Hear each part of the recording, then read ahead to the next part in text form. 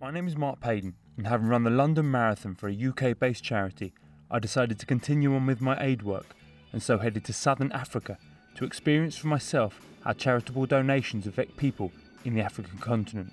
En route, I saw Kilimanjaro, the highest freestanding mountain in the world, with its vanishing glaciers now a striking icon of global warming. My intrigue was raised further after reading that global warming affects poorer countries more than richer ones. I like this long weekend from Thursday up to Monday. Starting in South Africa on Freedom Day, I planned to head through Mozambique and then on to Cape Maclear in Malawi. While staying near Bloemfontein, I visited Lesotho, passing by the podium built for Pope John Paul II on his visit to this kingdom entirely surrounded by South Africa. Poverty is deep and widespread, with the UN describing 40% of the population as ultra poor. Recent AIDS estimates are around 29%, one of the highest in the world. Welcome to the hash mark. Away from the poverty, this international pastime, which occurs in over 184 countries worldwide, is a leisurely run with varying trails designed to suit differing fitness levels. The idea was born in 1938 by a group of expatriates in Kuala Lumpur. Hope you enjoyed it.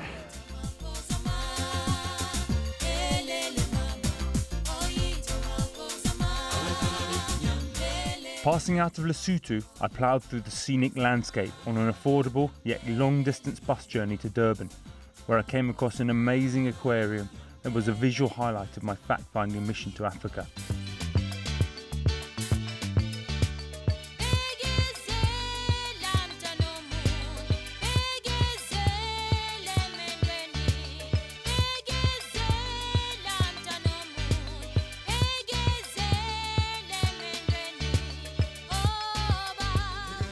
After leaving Durban, which I found to be dangerous at night, my next leg took me across two borders, through Swaziland and onto Mozambique, where the capital Maputo had its own greeting for me.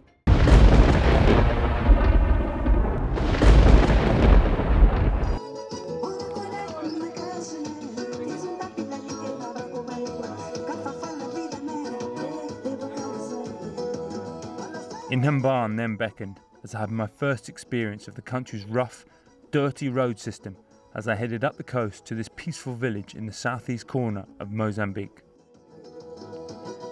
Next up was Vilankulo, which enabled me to mix for the first time with the people of this republic, which was ravaged by civil war and only ended in October 1992. By mid-1995, the 1.7 million Mozambican refugees who had sought asylum in neighbouring countries returned as part of the largest repatriation witnessed in sub-Saharan Africa. It's about 7 o'clock, we're about to get on a flight heading from Beira to Nampula. Who knows what kind of plane it'll be and what it's going to be like. I'm disappointed at the standard of the plane. It's far too good. I was expecting something a little bit more rickety that had wind-up windows.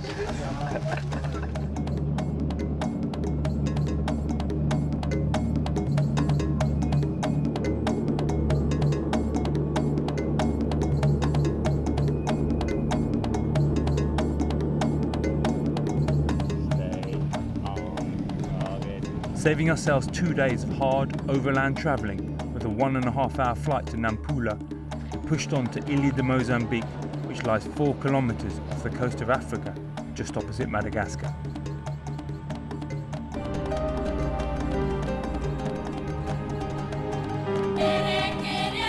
An idyllic island which is like the land that time forgot and appears not to have changed much since the Portuguese explorer Vasco da Gama, who landed on the island in 1498, claimed it for Portugal.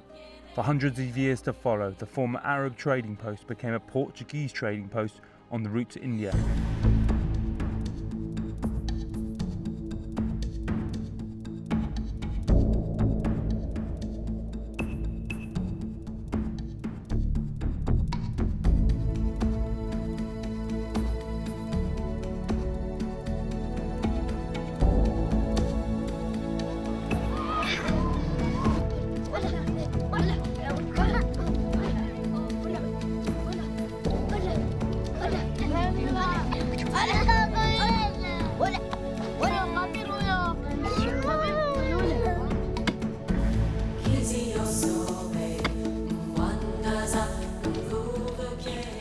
The island was designated a UNESCO World Heritage Site in 1991, yet many of the buildings, which have architectural influences of that of southern Portugal, alongside Arab and Indian elements, were damaged after a severe and violent thunderstorm ravaged the island in 1994.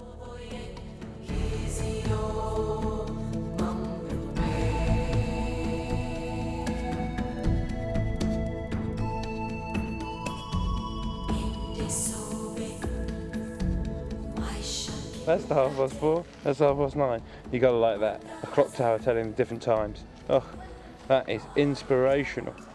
1 hour into an 11-hour journey, broken down. Nobody seems to have any idea how long the breakdown's going to last. I guess we just have a look around, see what's going on. Once in a while we get a youngster who does understand about HIV/AIDS and who maybe will wear a condom. What are the figures in Mozambique of HIV? It varies. The worst is Sofala Beira, and it's 19%. Going up north, it decreases.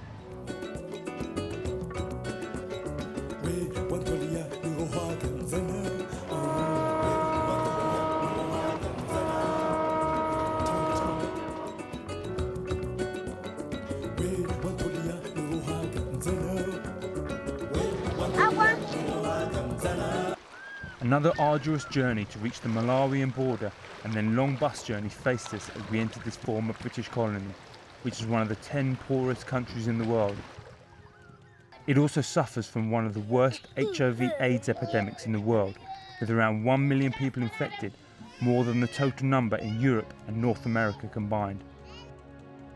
Life expectancy is around 37 years, and Malawi's government can only afford to spend on average $12 per person each year on healthcare.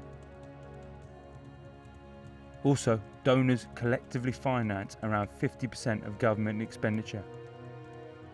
Yet to be in one of Malawi's 5 national parks, Cape Maclear on Lake Malawi, which is sometimes called the Calendar Lake, as it is around 365 miles long and 52 miles wide, is an absolute joy. The people are extremely friendly, English is spoken widely due to the years of British colonial rule, and the views are picturesque.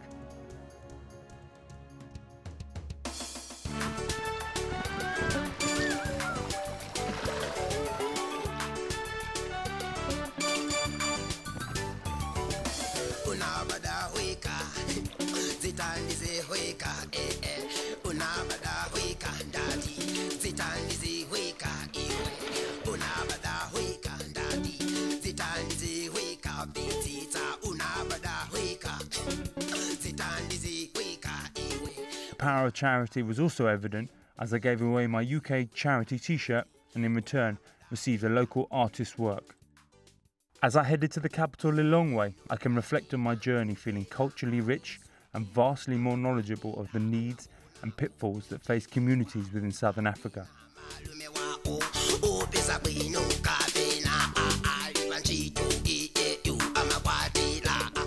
Our estimated flying time to Nairobi will be 1 hour 55 minutes. It drives me on to continue with my charitable work in the UK, being able to understand the financial plight and health issues that blight the countries I was fortunate to visit.